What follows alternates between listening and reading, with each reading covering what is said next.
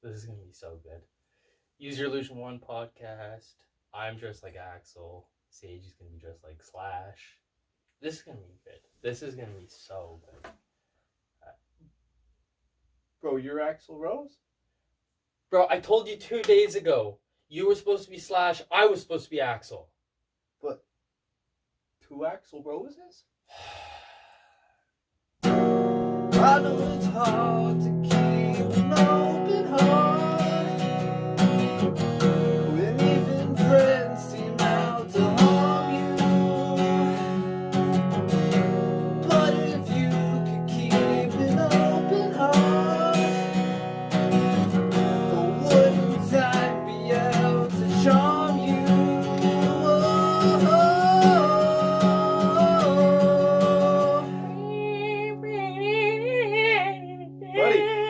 We're live.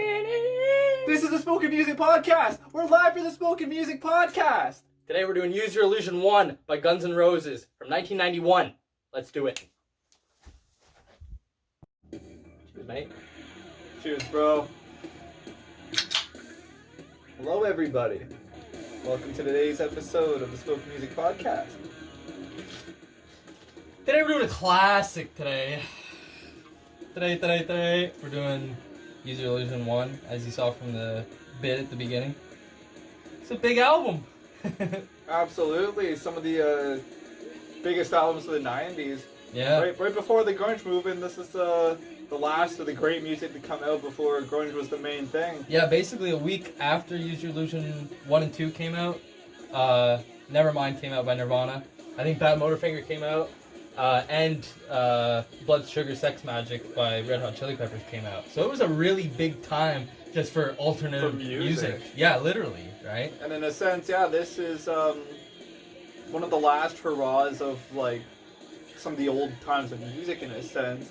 Guns N' Roses was always kind of in a weird spot. They weren't exactly like hair metal, glam metal. They were kind of really their own thing, but yeah, this is, in my opinion, is probably potentially the last great album to come out before grunge started, honestly. It's an interesting opinion, although you never heard every album. That is true. So please recommend every single album that came out. All time. 1991 at least. And we will do every single album on this podcast if you make us. If you make us, you can't make us do anything. You can't make us. So you're a huge fan of Guns N' Roses, right? Yeah, I am a mega fan of Guns N' Roses. What's your history with the band? I'm planning on actually trying to see you guys when you come to Toronto. You guys are going to Toronto September 3rd, and I was trying to see you guys before COVID, but it didn't end up working out, so I'm really hoping I can go and see Guns N' Roses this year. It would be really cool to see them. Yeah, my history with the band, well, my mom loved Guns N' Roses. They were one of her favorite bands, and from my earliest memories, I can remember hearing Sweet Child of Mine, and a few of their songs were on like some video games I would play when I was younger. Like they featured on like Grand Theft Auto San Andreas. Welcome to the Jungle was on that game, and that was one of the first few I heard. I definitely learned most of Appetite for Destruction for my early days in getting into the band. I didn't actually really start getting into anything off Use Your Illusion until I got into high school. I believe the first thing I heard off of Use Your Illusion was Don't Cry. I saw their music video on YouTube. It wasn't November Rain? Probably November Rain. You might be Somewhere right on that. Yeah. But I didn't really start getting like infatuated with those records until Don't Cry, honestly. Yeah. Because November Rain is one of those songs where, like, don't get me wrong, we'll get into it. It's kind of cliched as like, oh, like one of the biggest rock songs of all time, blah blah blah. And it's like everyone just knows November Rain. Everyone just knows November Rain, which like is an accolade all on its own. But when I started discovering stuff like Don't Cry, which don't get me wrong, was still one of their biggest songs, where I was like, wow, this is crazy. And that's how I started really getting into the Use Your Illusion era of Guns N' Roses. So it's like your history of the band. What about Chinese Democracy? I know you are, and I am one of the people out here that actually do really like the album. And I would love to do a podcast on Chinese democracy at some point down the line. We'll get to that someday. Absolutely. I know most of Guns N' Roses' discography. Just such a fantastic band, and I gotta say, I'm looking so forward to just diving in on these songs and this fantastic album. Cool. What's your history with the band? Okay, so my history with the band is probably in the same vein, like, I'd hear, like, Sweet Child of Mine in the car or something with my dad or something, or just on the radio. Sweet Child of Mine, Paradise City, you know, Welcome to the Jungle, all the singles off of Appetite.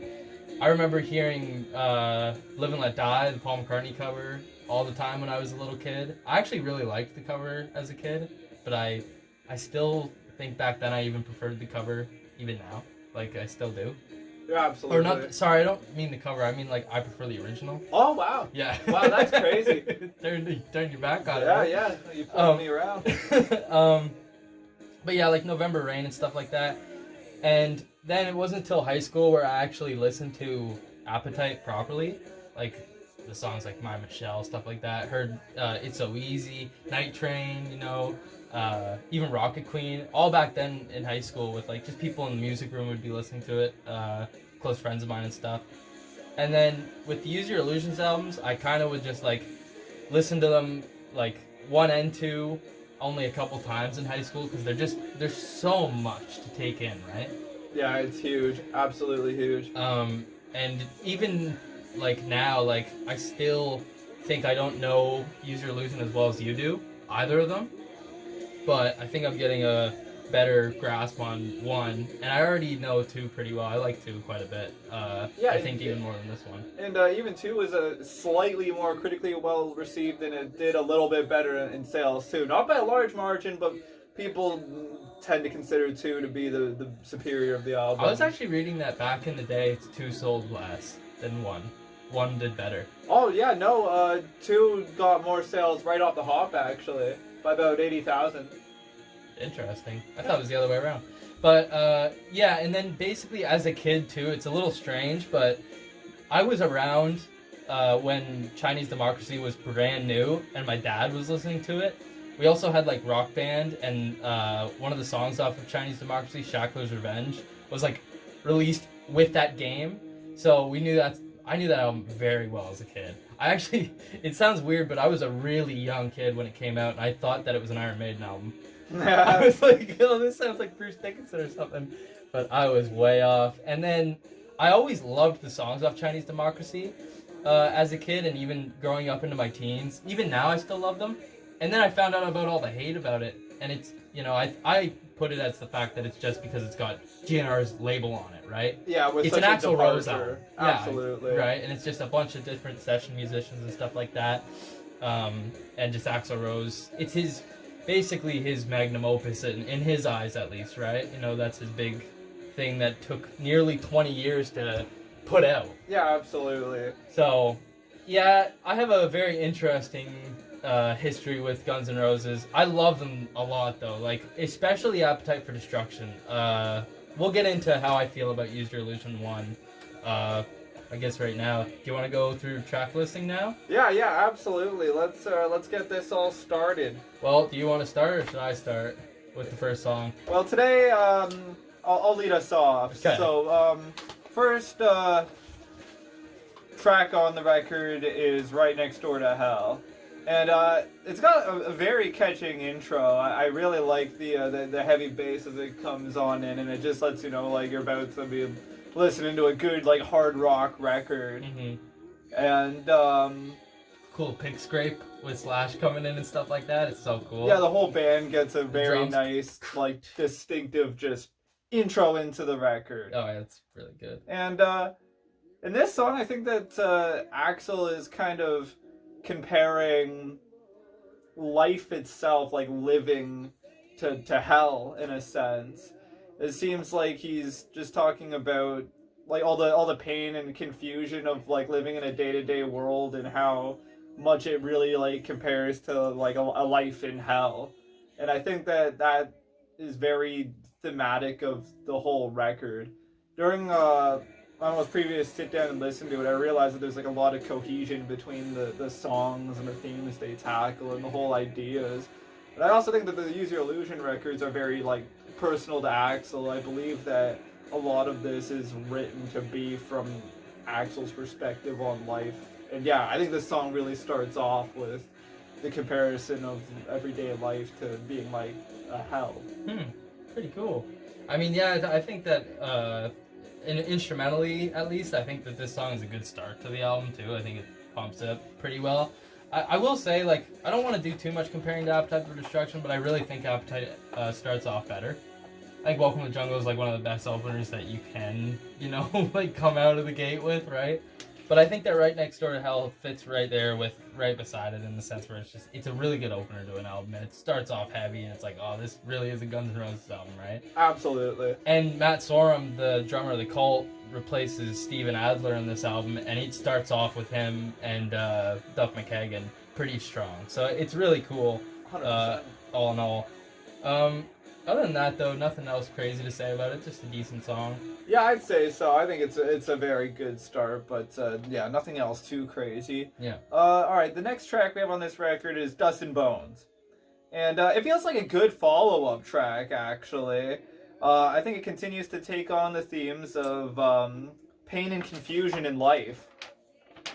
The focal point of the song to me is that life is temporary, and that you need to try to accept that fact no matter what. As he kind of, you know, keeps saying, like, you know, like, one day we're all going to be dust and bones. I really think that that's the acceptance of death. As that alludes to life being hell, it's the, you know, the first step to dealing with that is accepting the fact that it's all temporary and that you're going to die. And to me, that's what Dust and Bones is about. It does seem like this album holds a lot of those kind of meanings throughout the entire thing. The whole record, Yeah, because there's other tracks that are in the same kind of vein, too. You know, 100%. Yeah, I will say that Izzy's vocals on this are really cool. I like how Izzy's the forefront, and then it's Axl kind of doing the background stuff for vocally and stuff like that. Otherwise, nothing else too crazy about the song. This isn't a super standout for me. I think that, like, the vocal bridge is kind of cool, when it's just, like, two of them and just the symbol of the drums going on. I think that's kind of cool. I agree. And I think it's got a good chorus, too. And I really like the send and return kind of at the end, where it's Dust and Bones, or, right? I think that's pretty cool. 100%. 100%. Other than that, not much else about Dust and Bones for me. Yeah, I agree. Not too much either. I just think it works really nicely as a follow-up track, and it's at this point that you start to see that there's a higher sense of cohesion in the record. Yeah, this is definitely different from anything off of Appetite. This is the first step into, like, whoa, okay, this is a bit more ambitious. 100%. Which is really cool. And then from Dust and Bones, it actually goes into the cover of Live and Let Die. Yes. The Paul McCartney cover. I will say, I think that it's a pretty bold thing to cover a Paul McCartney song on a Guns N' Roses album. Like, that's, wow. You wouldn't expect it, especially in 1991. Yeah, absolutely. It's a very strange choice, but I think it works all right. Yeah, I think, again, like, it also not only works well, but I think it fits, again, with the whole cohesion of the album. The whole song is, you know, again, talking about how life is, like, a temporary thing, and how there needs to be, like, you know, acceptance, live and let die. Yeah. It's just it's a perfect fit into the whole theme of the record. And in this case, I think this is one of the first times in the record, too, where I think Slash starts to really shine. I think what makes this cover so cool is all of, like, Slash's guitar work. It really gives it that more edgy feel as compared to the original. Yeah, I actually will say the only part I really don't love about this song is the one section where it goes din din din din din. That, you know that part? Yeah. I don't like at all how the guitar sounds at that part. It sounds so, like, weird, and it just sounds so out of place, when on the actual original version by Paul McCartney, it's the nice orchestral. I know they're trying to change it up and stuff like that. Just give it that, like, hardened edge. Yeah, I'm not the biggest fan of that one part, but other than that, I totally agree that everything that Slash does stands out like crazy. I think it's really what differentiates it. Yeah, and I think that all instrumentally on the song is just so good. You know, it's such a good cover. But again, it's not one of my favorites off the album. Not one of my favorites either. Yeah. But it also does do good for Axl too. I think it's does a very good job. You know, he's trying to like sing like somebody who's so professional and like tight like Paul McCartney, and even though he doesn't necessarily try to emulate him, he still, you know, makes it his own, but he shows that he's got the chops that like if he wants to sing like somebody else, that he can do their work. And I thought, hey, that's pretty cool. Yeah, I agree, and it's really cool to also see directly the influences, like some of their influences of the band. Obviously, I guess they're influenced by Paul McCartney. I mean, most people were back then, right? Absolutely. But it's really cool to directly see that they're covering a Paul McCartney song, knowing that it's, you know, it's a bit, they're probably a big influence on Guns N' Roses, right? Yeah, very cool. Worthy inclusion. Yeah. And then it goes to a big boy. That's right. We finally caught up to our listen through right now, actually. We're on to Don't Cry. One of the first songs ever made by Guns N' Roses, actually. And this song was one of the big ones for Axl. Axl had this song figured out before Appetite for Destruction was even released. And his whole vision for this song was that he wanted to wait until he could put it into something larger than life, which is what these Use Your Illusion records were. And that's why I waited until now to come out. And this song starts to tackle the ideas of interpersonal relationships in Axl's life. It's a very like bittersweet, poetic song. It's just talking about like a love that's fallen apart, essentially. But the thing is like, even though it's over, you know, he obviously doesn't want the person to dwell on it or to be sad. This song is just a perfect example of like beautiful simplicity to me. There's nothing too crazy about it, especially instrumentally. You know, it's very straightforward, like your 4-chord kind of song, but it just has such good feel. And Slash plays a very emotional solo in the song, and it's all the weight of the emotion in Axl's voice, along with the 30-second belt at the end, which is iconic at this point. Yeah, just beautiful simplicity. I love Don't Cry. One of the best songs in Guns N' Roses' catalog. Yeah, and I have to fully agree, you know, like, honestly, after listening to this album for the past couple weeks anyway, I think it's just grown on me even more how empowering this song is. This song is extremely passionate. You know, it's on the same league as November Rain, in exactly how you said, where he wanted to make sure that these songs were able to be more than life itself, and this is where they're put on as Use Your Illusion, or the Use Your Illusion albums, right? Everything about this song, man, like, great guitar, beautiful singing, also from Shannon Hoon from Blind Melon. Yeah, that's right, who features a few times on the record, and yeah, absolutely crazy how well they harmonize. Yeah, and this is before Blind Melon too, like this was before Shannon Hoon was even known. Yeah, and big name. Yeah. I guess Axl Rose somehow found him and knew he had the voice he has, or had, and decided to incorporate him, and it works well. I'll tell you, it works wonders. Lyrically, it's so stunning, man. Like this song is just beautiful. You basically said everything that I have to say, because it's just, yeah, exactly. It's a pretty simple song when it comes to chord structure and stuff like that. But even still, it, like, melodically, sometimes it's extremely like intense and like very interesting ideas melodically, and I just think it's so beautiful, and it's an interesting place to put it on the album too. Right before what we go into is Perfect Crime. Yeah, which is probably the most Appetite-esque song, I think, on this record, in my opinion. One of them, yeah. It seems that way. It's a punch in the face. It's very short and quick, and it's got Axl's power growls, the power highs, mean riffage, tight drumming.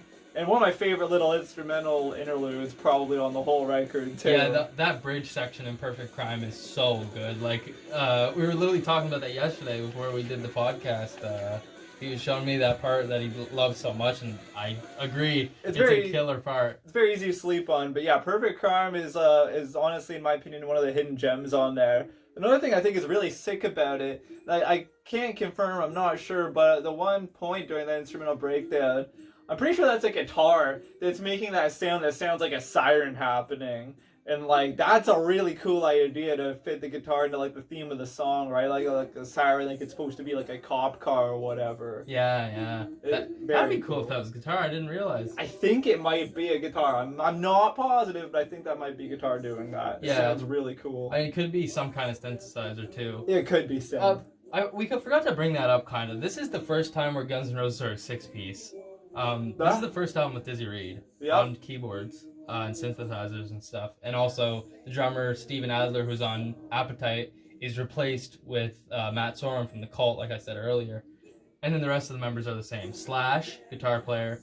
Axl Rose, obviously, on vocals. Izzy Stradlin on guitars. And then Duff McKagan on bass. Yeah. Just to make that clear. And also, Axl plays the keyboard, the piano, too.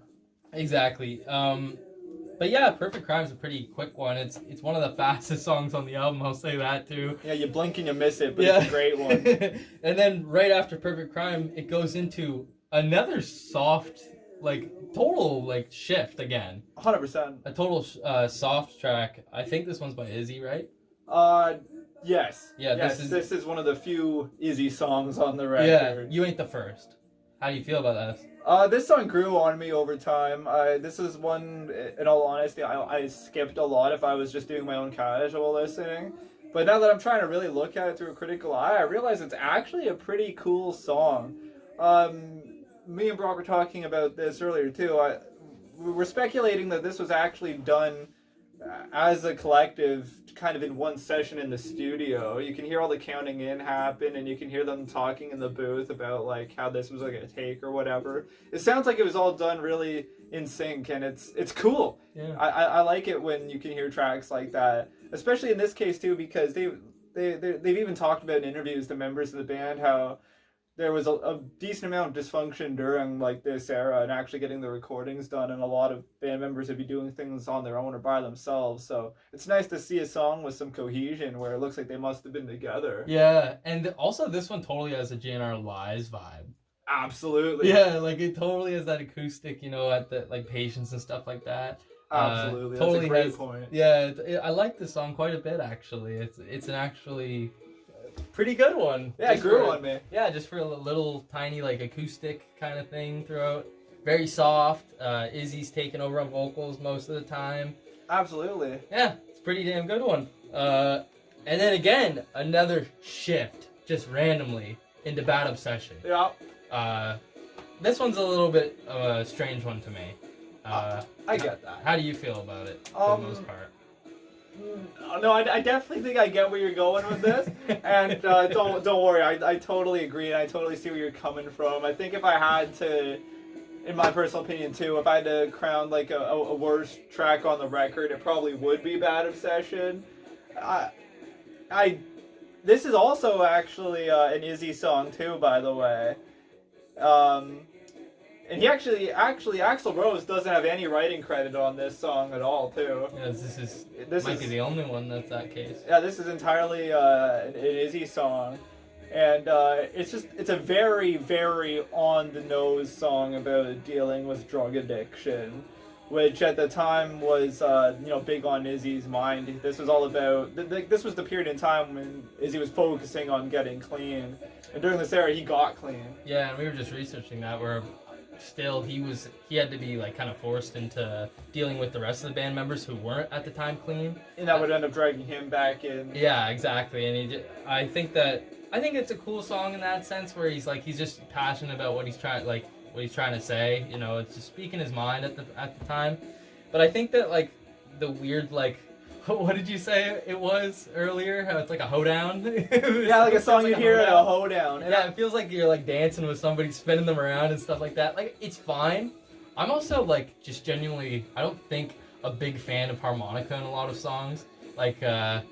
Old classic Bob Dylan, whenever that harmonica comes in, I'm just it makes me cringe for some reason. When there are exceptions, I will say, but for some reason harmonica just pisses me off. It's a picky instrument. You do have to be careful with it. Yeah. And that was actually part of my notes too. In this song, you can almost tell it's an Izzy song because it has that distinctive twang is the word I want to use. It seems like Izzy must have some sort of influence in country of some sort. I feel like you get that twanginess whenever Izzy's more involved creatively. Yeah, and like don't get me wrong, like it is a nice song, but it's just such a weird thing to put on the album when it's like most of it is either ballads or like bangers or just like I don't know, like yeah, and thematically it's just like it's one of the few songs where the only thing the song is talking about is drugs. Mm-hmm. It's also not even too introspective, honestly. It doesn't even really get into it other than like, oh, drugs mess with my mind. Yeah. That's a bad obsession, right? But like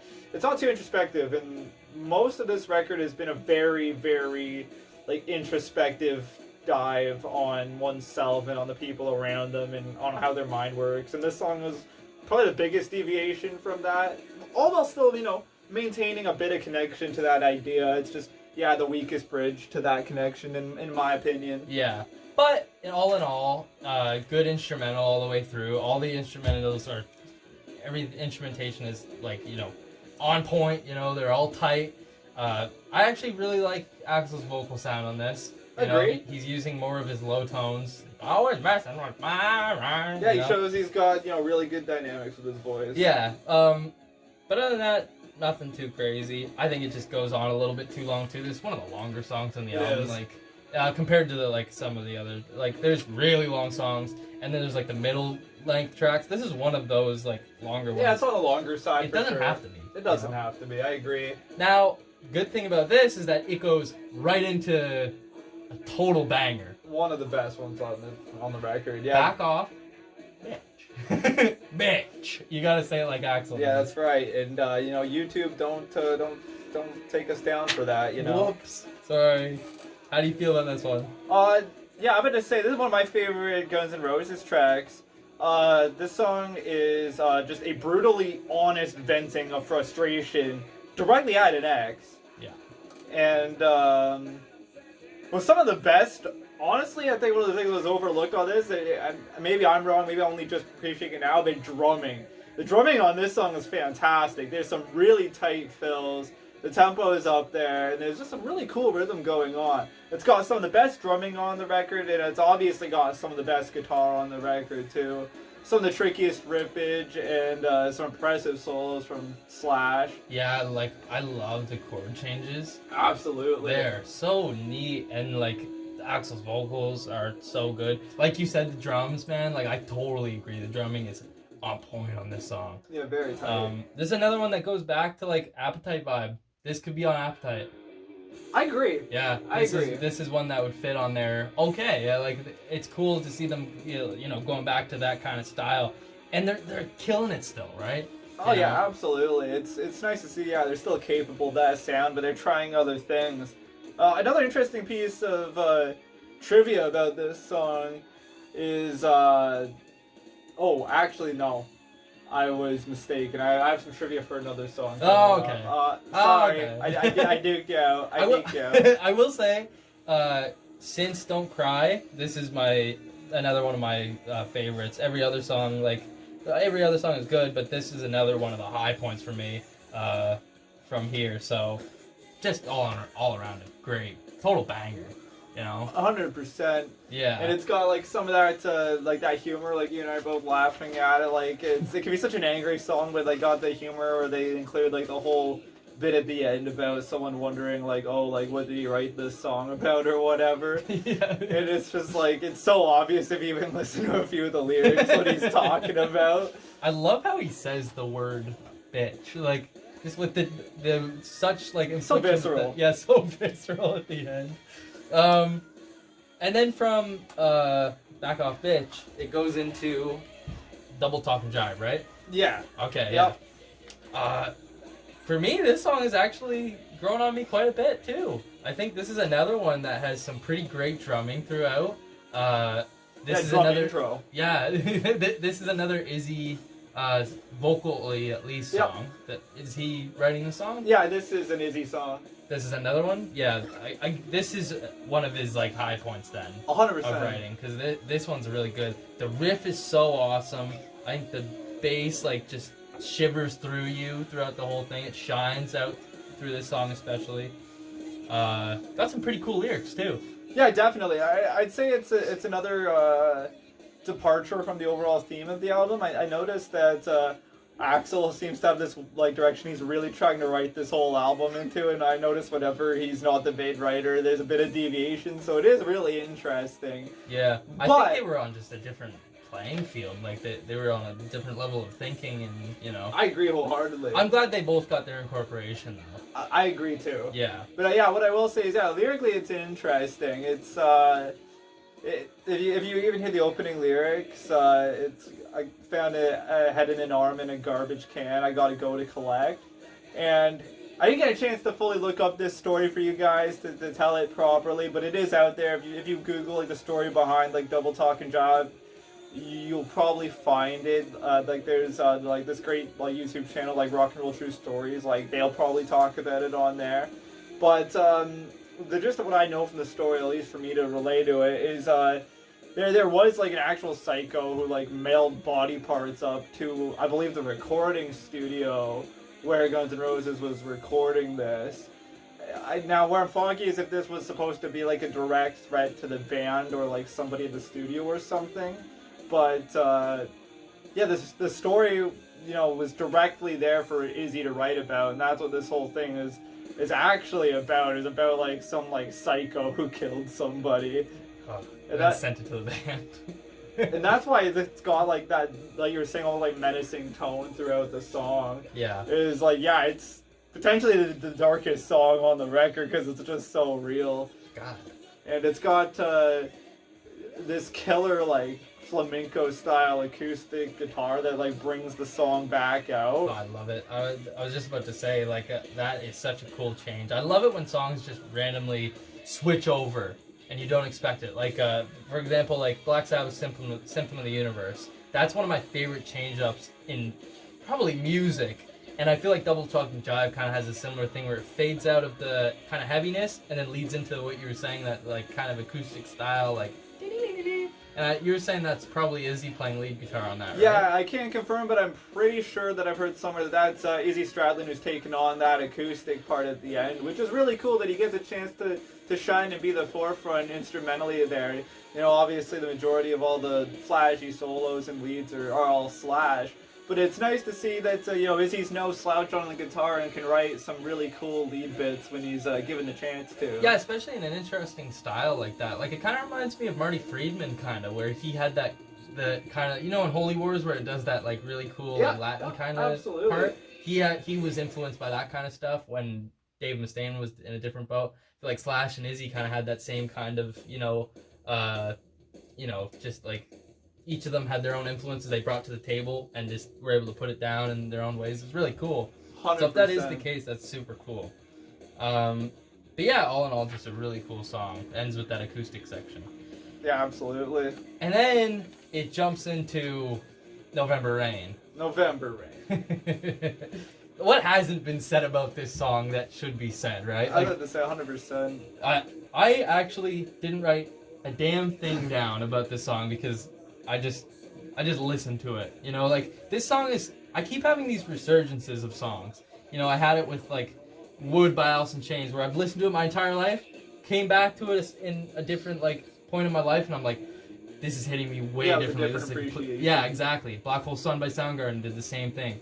I'm having the exact same kind of thing with November Rain, where, you know, even though everybody knows that song, right? Like, it's such a famous song, there's a reason for that. Absolutely. The fact that it's such a well-made, passionate, just beautiful package of power, and just, like, it makes you, like, just sit there and just take it all in. This is the song off of this album that is larger than life.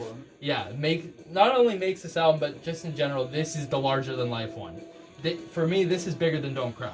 Absolutely. Yeah. And I think that for most people it is too. I think you and me were talking about it recently. This is the first rock song, I believe we were saying, that crossed the 2 billion threshold on, what was it, YouTube or was it Spotify? It would have been YouTube for the video.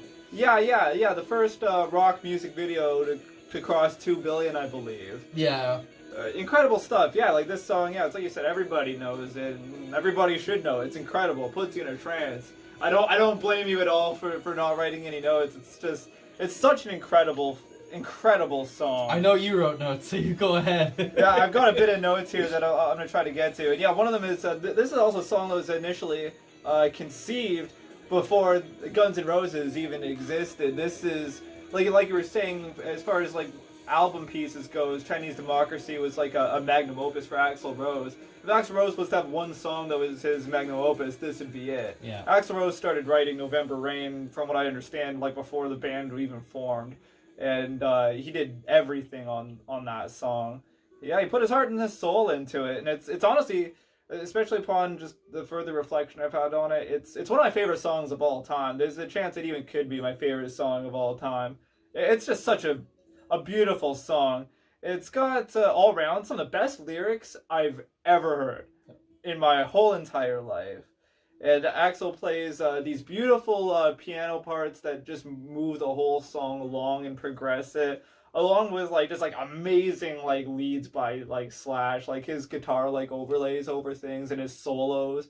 When people talk about, you know, like playing with feel, playing with emotion, like it's crazy, you know, like Pink Floyd is like your first like thing that people would be like, oh, you play a feel, like you play like that. David Gilmour. Yeah, David Gilmour. I think it's not to be overstated that like Slash is a guitarist who can play with feel, and you can really feel the emotion in a song like November Rain. Absolutely incredible by the whole ensemble, of course, led by Axl.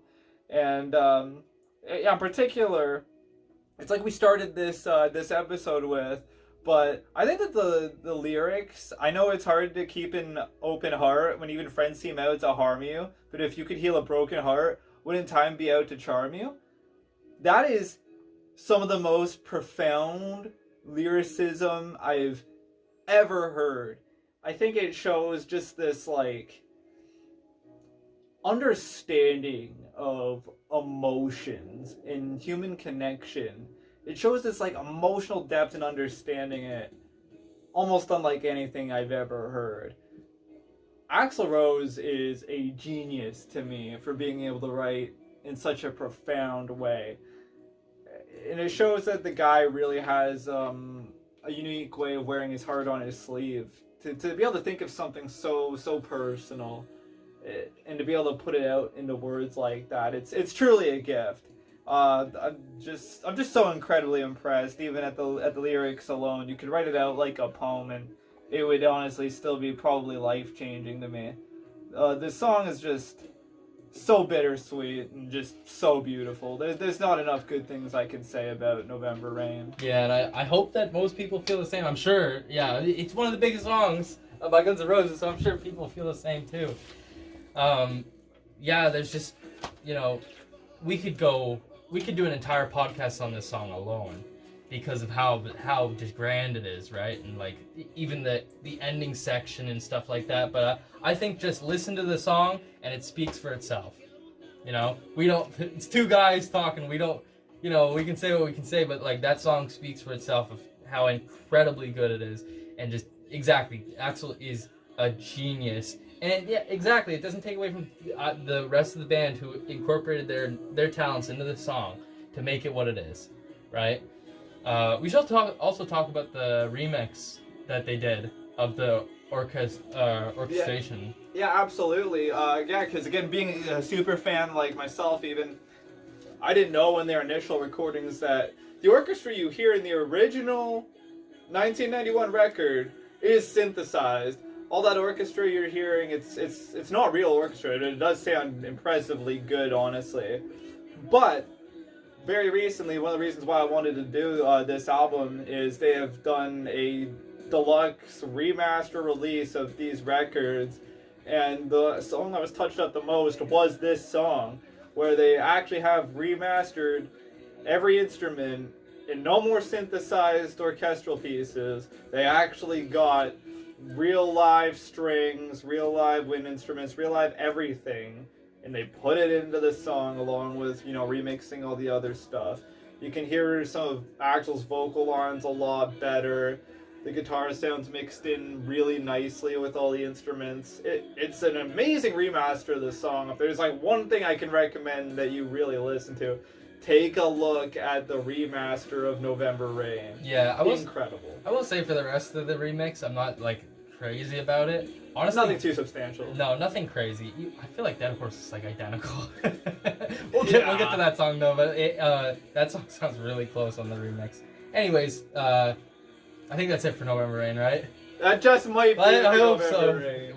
We could go for days. But after November Rain, it does go into another phenomenal track. Again, Absolutely. besides November Rain, this possibly is my favorite. This is The Garden. That's right, The Garden. It's a huge one, and this song is the second song on this album to take the focus of drugs and addiction into the highlight, just like Bad Obsession. I like this song a lot better than Bad Obsession, though. I think that this is a much better take on the whole thing. Instead of being so on the nose, this song is more of a metaphorical take on the whole idea of dealing with drug addiction. Obviously, they're using this idea of the garden as like getting high, and their obsession with the garden and their obsession with getting drugs. And there's even, references to like, partying with like gypsies and stuff, and like, like sex and rock and roll. This song is just the whole idea of letting loose like that. Yeah. And it's got a very special guest vocalist on this, and this time it's not Shannon Hoon. Actually, he might be doing some backing up, but the highlight guest vocalist is none other than Alice Cooper. Alice Cooper. And I won't lie, I did not realize that was Alice Cooper for a long time. Because directly after this song, in the Garden of Eden, Axl does a voice that sounds just like Alice Cooper. And I was like, oh, it's just the same guy. It's just Axl, like, on The Garden. And I found out it was Alice Cooper. I'm like, that's a really cool addition. Like, yeah, don't get me wrong, Axl probably could sound a lot like that if he wanted to. But it is really, really cool to see Alice Cooper show up for a Guns N' Roses song. And what a fitting song for him to show up for is something like The Garden. A song that emphasizes the partying and the addiction and the drugs. For those of you who know Alice Cooper, one of the granddaddies of rock and roll and the whole theatrics and the performances and all that. He was notorious for being a partier back in the day, and he struggled with addiction, and he's one of the people that got through it, and he became like one of the people that people in the rock community would look to as both inspiration and like as a source of somebody who could like help them, because Alice Cooper understood partying. And I have a hunch that was probably part of the reason why he agreed to, take on doing this song with the guys at Guns N' Roses. yeah. And he does a killer job. His vocals are on point during this song. I love the riff that's going on while he's singing, too.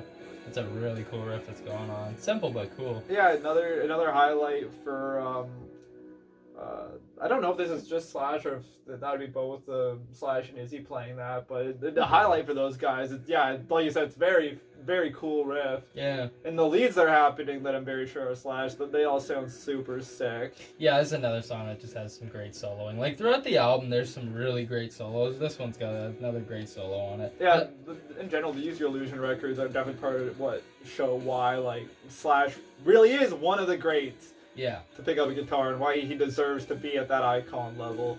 He displays it so many times during these records, why he is that damn good. Yeah. There's one lyric in particular that I really love in The Garden. It's super simple, but it's you ain't losing your mind, you're just in the garden.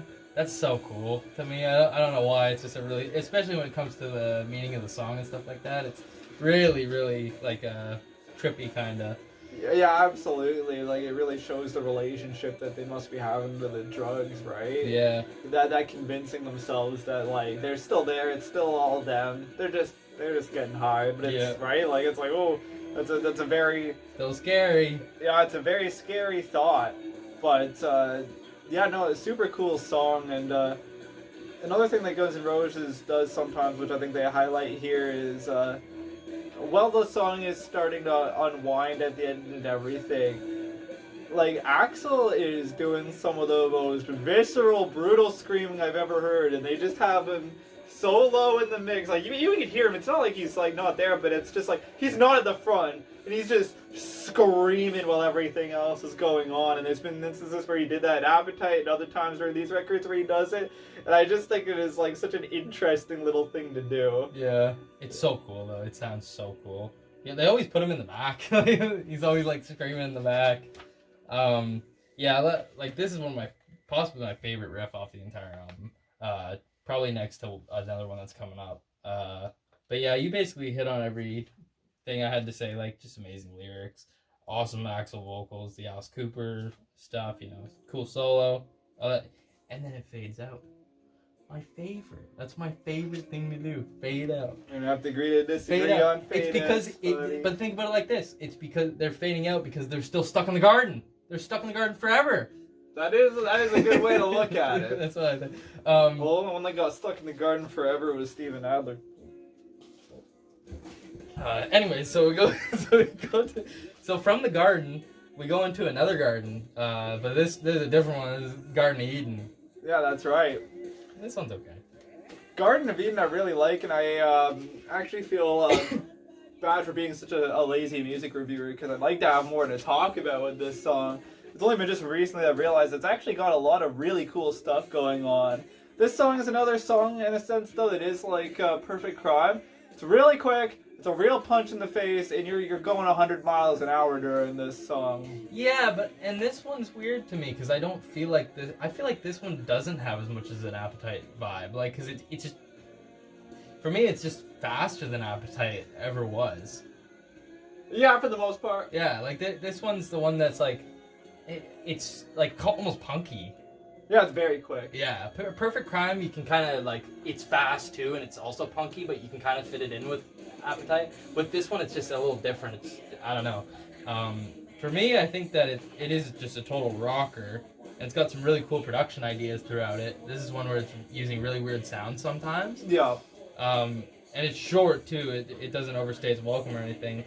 And some, like, I mainly love the chorus of it. I think the chorus is pretty cool. Oh yeah. Lost in the Garden of Eden. I think that's pretty cool. Yeah, it's super catchy.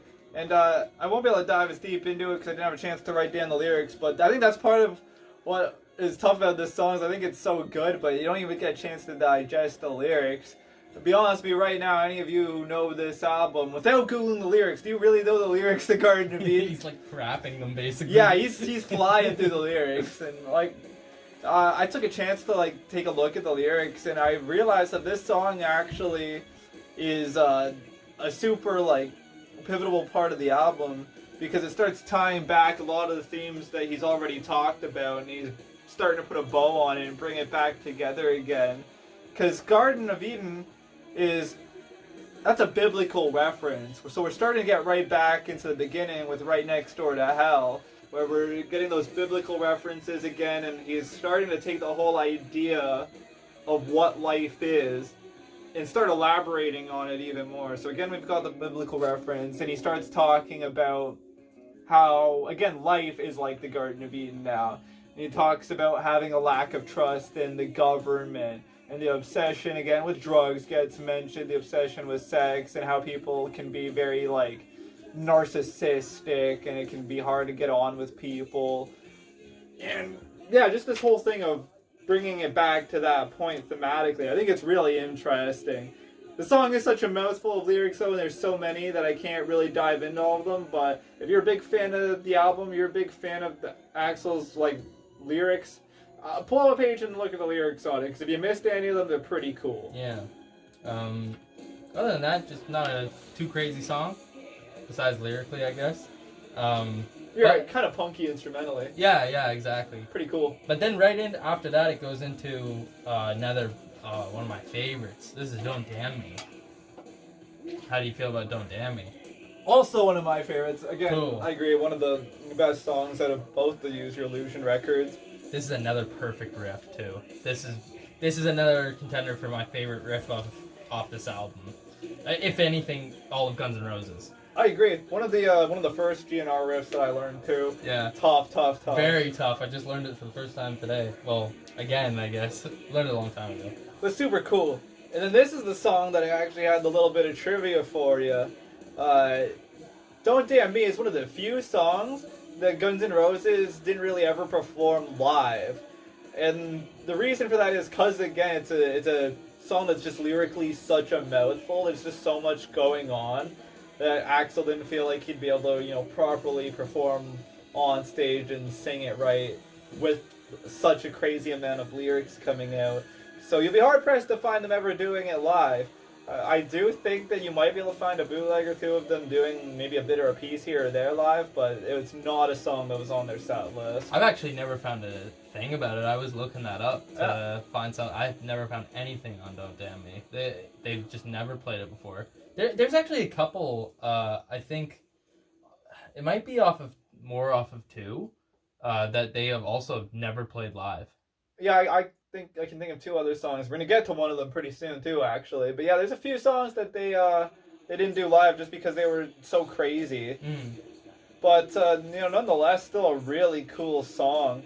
And I feel like this song is in specifically another focal point of the whole record. One thing I noted about this song, which is really interesting, is if you listen to this whole record and you listen to all the lyrics on it, Don't Damn Me, it's the only time he actually mentions the word illusion in all the Use Your Illusion records. Is it? Yeah. He mentions the word illusion, like living your illusions, but those illusions are yours, not mine. Right. So I just feel like, in a sense, this must be some sort of focal point for the record. If he's going to name them the Use Your Illusion records, and he actually starts mentioning an illusion here. Yeah, that's cool. Yeah, right? Wow. It's just an interesting little thing. I feel like this song is focusing on accepting yourself for who you are and rejecting those who don't understand you or those who don't see you. The whole song's another very just like genuine, hard on sleeves kind of song about, like this is how I'm living, don't be pissed at me because I have whatever point of view I have, and like you can have whatever point of view you want to have, and I shouldn't be pissed at you for that either. And takes the time to mention how like living like vicariously is a waste of time and all that stuff. The whole focal point of this song is basically about in a sense not using your illusion and like accepting your truth. Really cool lyrically song. Yeah. For me, it's got like one of the coolest solos too. This solo is just killer, face melting, dude. Like this is one of the best. Also, just some awesome bass going on throughout. Just the cool bridge slowdown part where the whole thing kind of slowed down when the whole rest of the song is super quick. Yeah, and actually like stretching out his words. And yeah, all that. yeah, cool. Very, very cool part. One of my favorites off the record. Possibly my favorite, and it's also got a great ending too. Nice closing to the track. Absolutely. Yeah, and then from Don't Damn Me, it goes into basically a Red Hot Chili Pepper song. No, kinda. It goes into Bad Apples, which has such a cool like funk riff at the beginning to rip into it. Right? Yeah, super distinctive instrumental. Yeah, one of the few that really stand out. Now this song is actually after that funk riff, it does. Still stand out instrumentally, but it goes back into sort of a Bad Obsession vibe. Not gonna lie. Which I kind of feel like this song is Bad Obsession kind of done better, at least instrumentally, right? Like a hoedown kind of vibe. It adds more of a rock influence to that kind of vibe to it, right? Yeah, interesting. So that's already like 2 songs that you can kind of compare to like Bad Obsession, but yeah, done in maybe a little bit of a better way. Yeah. Yeah, I agree. And I think that this song, again, is kind of an example of a really cool follow-up song. I think Bad Apple is actually a great follow-up to Don't Damn Me.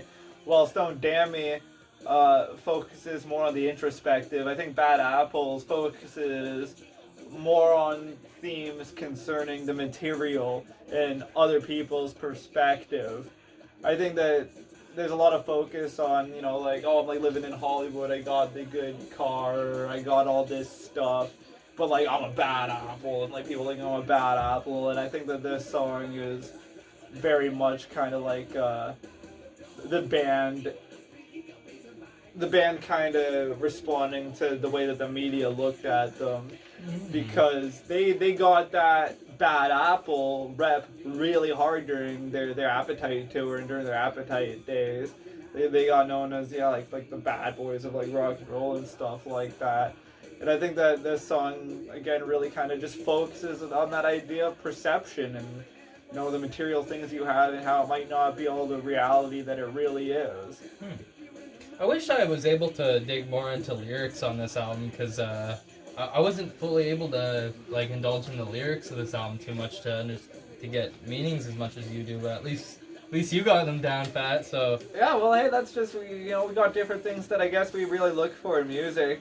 And not even that, just I didn't really get around to it. Yeah, like to me that's one of the first things that you do with most music I listen to. I'm a really, really big lyrics guy. Most of the time I am too. With this band, it's like so crazy though, because like there's so much going on with like guitars and stuff like that, and like bass, and like Axl's so not flamboyant, but like kinda.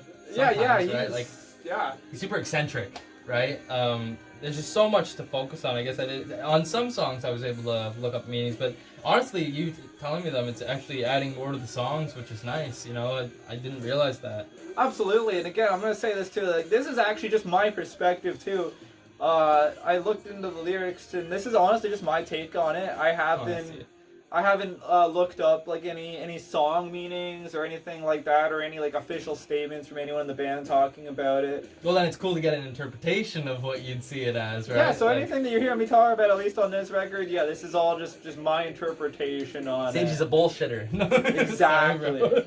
No, yeah, this just comes from somebody who's like a super fan. Like I absolutely love where Axl writes lyrics from, and I'd like to think that I might be doing an okay job at this, but whether you agree with my interpretation or not, I think it is safe to say that he writes just interesting lyrics. Absolutely. And this album, as I was saying to you, I think it's more cohesive than you might think at first glance. It's a really interesting story that the whole thing kind of tells. Yeah. By this point in the album, we are getting into close like the 15th track or something like that. Something like that. Something like that. We are into the album now, so it's a ride at this point. There's no turning back now. Don't you think about turning the record off yet? Because we get into some pretty cool songs here, like these last two. So Dead Horse is the next track after Bad Apples. Yeah, Dead Horse. And I think that Amazing. the band, the album now is really going strong on keeping the theme going, because this is another song. There are many songs in a row now where they're keeping this whole theme going together. Yeah. With Dead Horse, it has this like super distinct sounding acoustic intro that I really love, and it also has the whole like change of expectation thing too, where you think like, oh, this might be just like You Ain't the First, or this might just be one of their more laid back songs, but then it punches you right into it. But there's like another, like you said, like the use of a weird sound. It's very loud too in the mix, whatever it is. In my interpretation, I'm pretty sure that they were going for like the idea of like a handgun loading. I don't know what you're talking about off the top of my head. Right when that little intro ends, it's just in my car. I didn't know what to do. Oh, I know it. Okay, yeah. It's very loud. Yeah, it is. It's super loud in the mix. And to my interpretation, I think that's like a handgun loading. I think that's the idea they were going for. I might be wrong there. Yeah, maybe. But it really punches you into the fact that, like, oh no, this song's going to be a rocker. And you get going on it. And it's really cool. Did you look into the lyrics of this song?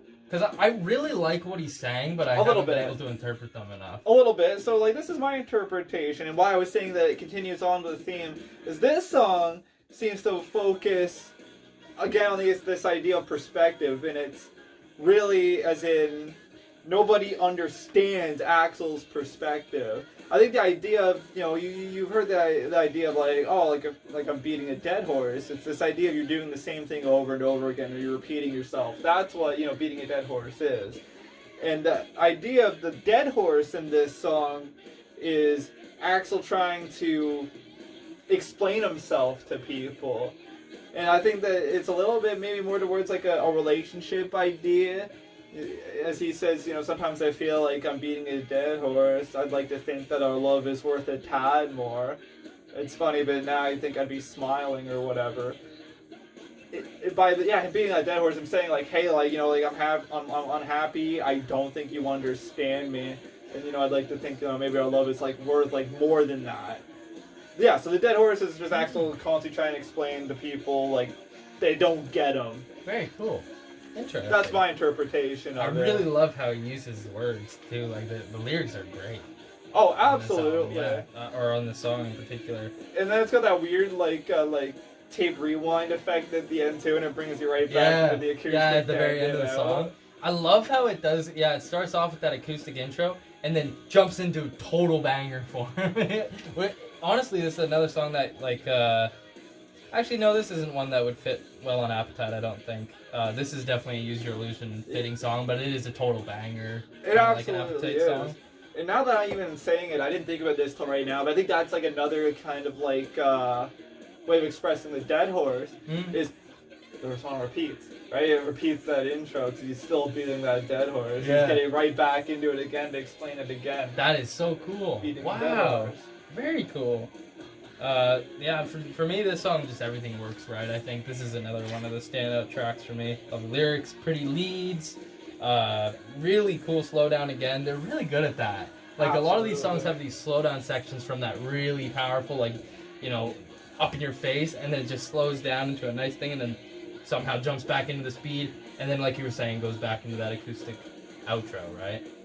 Yeah, very cool song. And it's really cool when you're listening to the album in full and Dead Horse does that rewind thing, and then boom, it starts to hit the heart thumping. And that brings us into the last song on the record, the 10-minute, like almost 10.5-minute song, Coma. Yeah. Coma. Ooh, this song, man. Coma. Powerful way to end it. And even though, despite it being, I think the longest track on the album, I have the least notes for it because I kind of got paralyzed like you did with November Rain. I was just so like overtaken by the whole thing. I didn't have a chance to write too much on it, but I'll say this much: it is a fitting closer to a record. This song does.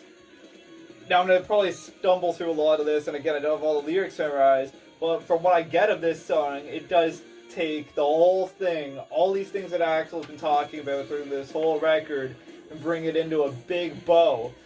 And in a sense, this is going right back to that thing. In a sense, when you're in a coma, depending on how you lived your life, you might be right next door to hell. No, it goes in reverse. Yeah, that's kind of cool. Wow.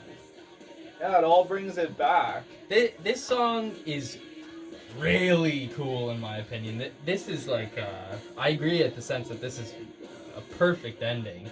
10 minutes may seem a little daunting at first, but...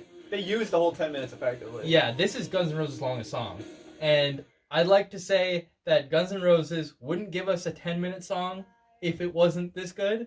I would like to say that, but I'm not sure. Let's see if they've given us another 10-minute song and it sucks. And tell us your opinion in the comments below. Maybe you hate it. And yeah, true. Who it might knows? just be us who likes Coma. But for me, I think this song has a super intense build-up at the beginning with that heart thumping, and then the bass comes in, and then the drums start kicking in, and the guitar starts grinding in, and then that riff.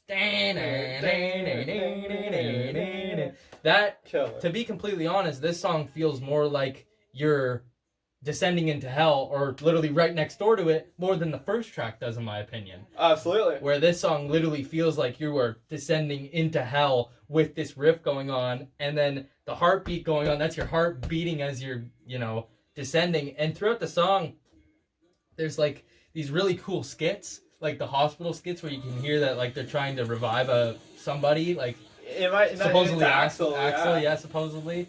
And then there's like the goofy one with the girl where she's like, "Oh, you want to sex," something like that. It's funny. It's like neat little skits throughout the song that like tie into the meaning around the song and stuff like that. Honestly, the meaning of the whole album. Yeah, exactly. That's what I'm saying. Yeah. It really brings them all back. Like even with like the girl, it's like that's calling back like stuff like Dead Horse. That's calling back like Back Off Bitch. It's like, you know, like this is a person who clearly doesn't understand like Axel, right? Because she even says like, oh, like you're always like full of shit or whatever, right? Like she doesn't get like Axel. Even in that tiny little bit, you're understanding that. Or it's like, you know, like Back Off Bitch, right? Like maybe this is just like the bitch in like Axel's life, but all these little things are calling it all back. And he talks from like these multiple perspectives. He like at one point he says like, oh, like, you know, like maybe we'd be better off without you anyway, stuff like that. Mm-hmm. Or again, you're starting to get into that idea of like questioning like oneself, and that's maybe like you start to look at like Don't Damn Me. And the whole idea of like these sequences of like thoughts he's going through could be like the illusion, and that brings the idea of like the use your illusion back into it too. Yeah, that's very cool. Yeah, this song is, like we've said, like this is a perfect fitting for this album, and it's a perfect closer in the sense of just, you know, it just feels right as an ending too, you know, like it's so powerful throughout the entire thing. Thumping, like hardcore riffs, cool middle section. It's got the really slick drumming too. Yeah, That's on point. Yeah, the drumming is fantastic. I agree. And it, like, especially when the heartbeat and the kick drums going on at the same time. It sounds. Oh, I just shook the entire house. But, oh yeah. But that's a really cool section too. Production really shines in this track too, because this is the one where it's got the most. I think this is the one that has the most going on when it comes to production and stuff. Including those skits, all the sound effects that are going on. Are there any pianos or synthesizers in this song? There may be, but it might be deep in the mix. Yeah, I don't think actual piano, but maybe synth. Yeah, maybe some synths. What was another thing? Cool ascending ending where it like all builds up, and then I love that little at the very end of the song where like everything dies off, and then all of a sudden Matt Storm's like, "Go!" And that's the end of yeah, that's how it 1. ends. Yeah, that's the end of Use Your Illusion 1. And again, kind of using like the instrumentation to like mimic those effects, because that ending also kind of sounds like a heart monitor flatlining vaguely too. It does, yeah. Like, yeah, with the feedback on the guitar. Yeah, you're right. Yeah, that's really cool. That's a really cool thing. Yeah, interesting. But then you're right. It ends with that drum, which is almost like the heartbeat. It's like, is that the last heartbeat, or is that starting again? Is that starting again? You don't really know. Oh, hey, there you go. Guns N' Roses is finally catching up to us. That's all I really have to say about the track, though, because this is another one of my favorites, honestly. Yeah, another one of my favorites too. And I wish again for you guys, I had a chance to write down more lyrics. Because I'm convinced that if I took some time to really look at Coma, I do think that it briefly touches on like every other song in here thematically on some level. He talks about how he kind of likes it in a coma, and like why would he want to go back into the world again, which I think is kind of going and referencing like Garden and Garden of Eden, right? It's like a medically induced high, like a mind high, right? And it's like, well, maybe that's better than just dealing with the real world again. And yeah, it's just perfect closer in my opinion. Yeah, it gives you a lot to think about. Yeah, no, this album is just so good, and it just shows the brilliance of all these guys, especially though like Axel, Slash, and Izzy. Like those guys just shine like so hard in this. Yeah, I have a question too, because I do think that at times this album is extremely bloated, in the sense that like we're saying, once you get to Coma, which is, like I said, the longest Guns N' Roses track, you've already gone through an entire like hour plus, basically 2 appetites like worth of material before getting to the 10-minute like closer, which, although amazing, by the time you're there you are beat like a dead horse, right? Like you're literally tired by this point. And I have the question of I actually wrote it down a little bit. There are tracks that I would literally take out. Now, That's controversial. that's what I mean. I want to ask you the same thing. Are there any tracks that you would take out, and I'll give you mine that I would take out, Okay. how I'd have the album instead, as Use Your Illusion 1. The rest of the tracks maybe get put onto something else, maybe some kind of like, maybe not B-sides, because I don't think that any track on this necessarily deserves the right as a B-side, because B-sides usually are looked at as upon like the lesser of like the good tracks, right? Like, Yeah. even though sometimes like B-sides are even more kick-ass, I just think that some of these songs could be taken off and the album could be better with a smaller track list. So, what's your opinion? Are there any tracks that you would take off? I'm gonna write down exactly which ones I'd keep on. Okay, that sounds good. That's a very interesting question. And maybe before my most previous few listenings, I'd be more inclined to agree with you on a lot of points. Yeah. But now that I'm starting to really put this whole album like together, I'm very reluctant about taking very much off of the record. The only one that still screams to me where I can be like, okay, maybe that album can do without this is November. I'm kidding. I knew you were gonna say something like that. No, it's Bad Obsession. Like, that's one of the only ones that I could be like, okay, like, maybe this isn't great. Because like we said, it's kind of two other songs on this album that cover the points of Bad Obsession, and in my opinion, in a better way, though, that make more sense to me. Okay. So I could maybe see that song being cut off.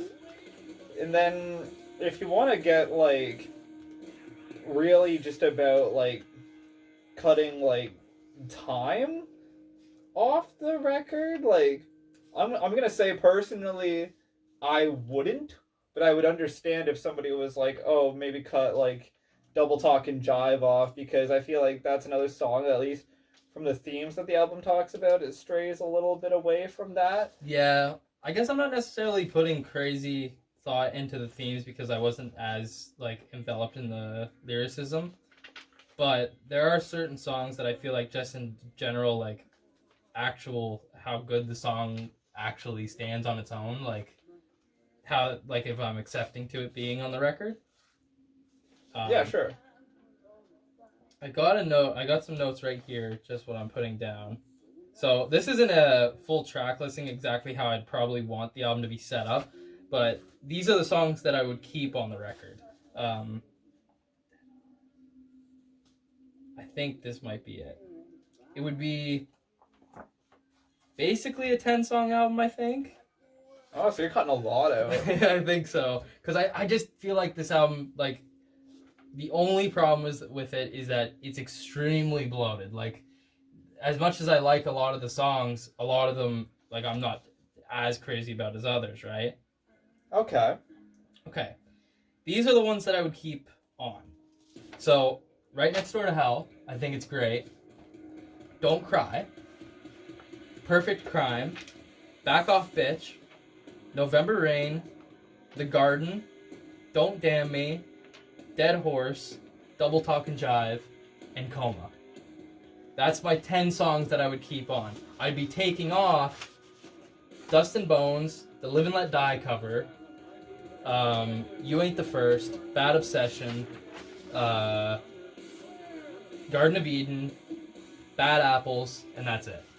I would be taking all of that off. I'd say the only two I'd really fight you on is, I think Dust and Bones should definitely stay. Okay. And I think that, Garden of Eden should also definitely stay.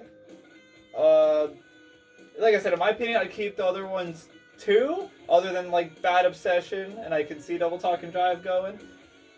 But yeah, I wouldn't be upset about it. I think those might be just like my genuine favorites too. Like those are the ones that I feel like make the best of a Guns N' Roses album, or those are like my favorite standout tracks where I'm like, okay, that's on par with. I do agree with you Appetite. saying that they're the standout tracks. Yeah, though. yeah. Although I'm sorry, did you say you were getting rid of Perfect Crime? No, Okay. Perfect Crime would stay. Okay. But and that's the thing too, is that like you have to think about the fact that we have another Use Your Illusion 2 that came out the exact same day. That's another 16, 15 songs, right? of material, and it's like, whoo, imagine taking all that in at once, man. Yeah, Like, Guns N' Roses went crazy, and people talked about it. Like we were again watching just some like informative stuff on it, and how it was actually probably kind of a good thing that they did it the way they did, because they gave people a lot of options and a lot of choice.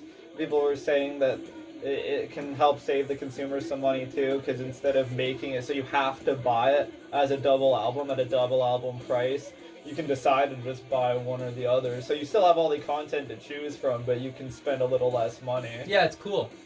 I would say like Use Your Illusion 1 and 2 are their like is Guns N' Roses like White Album, where it's just as much Guns N' Roses as you can possibly get.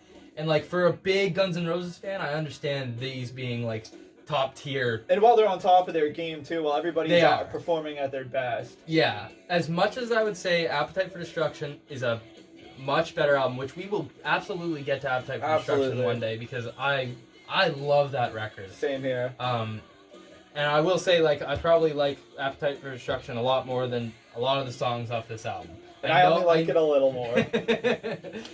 And we will be also getting to Use Your Illusion 2. It's just, that is so much to put into, one video. And Too much. Yeah, too much. So we'll be doing that at a different time. But we have a lot to say about that one, too. Yeah, please like and comment, and let us know like maybe which one you'd want to see us get to next if we're to continue on Guns N' Roses. Let us know if you want us to do Appetite first, or if you want to see us do the second part of the Use Your Illusion albums next. Yeah. Whatever you want, we'll get to it. And again, we're open to any suggestions. Comment your suggestions down below, and we'll be considering them and probably getting to most of them if we can. Yeah, we did get a suggestion for The Clash's London Calling, which is the double album of The Clash. Getting into a lot of double albums, I guess.